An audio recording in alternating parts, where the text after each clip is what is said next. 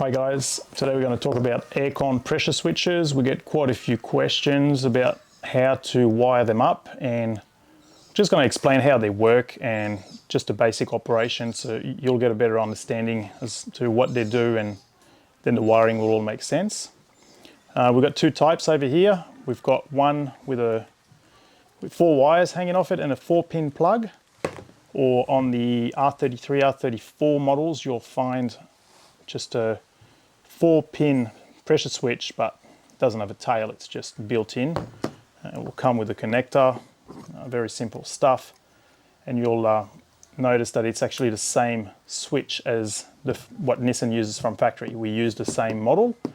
That way you don't need to reuse your switch, but we'll provide a new one in the kit, and because it sits in a different spot to factory, we supply the male and female connector so you can actually plug into your factory wiring, extend the wiring, plug straight into the new one, so there's no cutting of wires. You just make a little extension.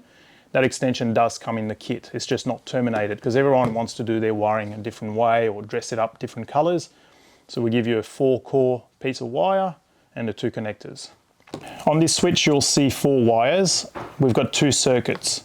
The red and the black work together. So when you've got less than sort of 25 psi in your circuit, it will open these contacts, so breaking the circuit, so your compressor will not run. Once you gas up your system, it's happy with the pressure, these contacts will be closed. It'll allow us to turn the compressor on and off, do its cycling, whatever it needs to do. If for some reason your pressure goes above 400 and something psi, to protect your circuit for those high pressures, it will open the contacts again. So that circuit, the red and the black, does those 2 things, protects low and high pressure. You also have 2 blue wires. Now the reason I don't even talk about the little white or red stripe on it, it's because it's a switch. It doesn't matter which wire is which within a switch, it's either together, like close contact, or open. That's all it does. There's no polarity as such. I get people go, oh, which blue do I use on what side? Well, it doesn't actually matter. It's an in and out sort of circuit. The blue wires will trigger your fan. Now, when the system pressure reaches around mid 200 psi, around 230, 250, it will close those contacts, so you can use your 2 blue wires to trigger a relay or talk to a PDM if you're running a custom wiring or something.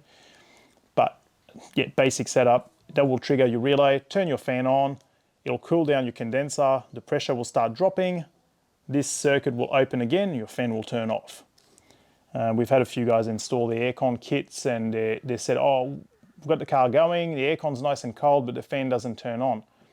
If you put gauges on it, you'll notice that it might not even reach anywhere near that mid 200. It needs to be a hot day, the aircon working really hard. Yeah, it's all designed like that. If you actually have a look at the switch, the values are written on the switch. So if you do a close-up, you'll see HP for high pressure. It'll give you a value in there. MP for your medium pressure, which is your blue wires to trigger your fan. It gives you a value. And then LP for low pressure. It actually gives you a value in there as well. You'll find this style switch has the same thing. It's all engraved on the switch in there.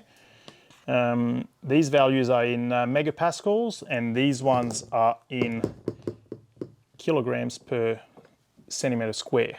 It's great, isn't it? It would be nice if they put more common units in there for us, but anyway, we all have computers and Google. It's easy to sort out.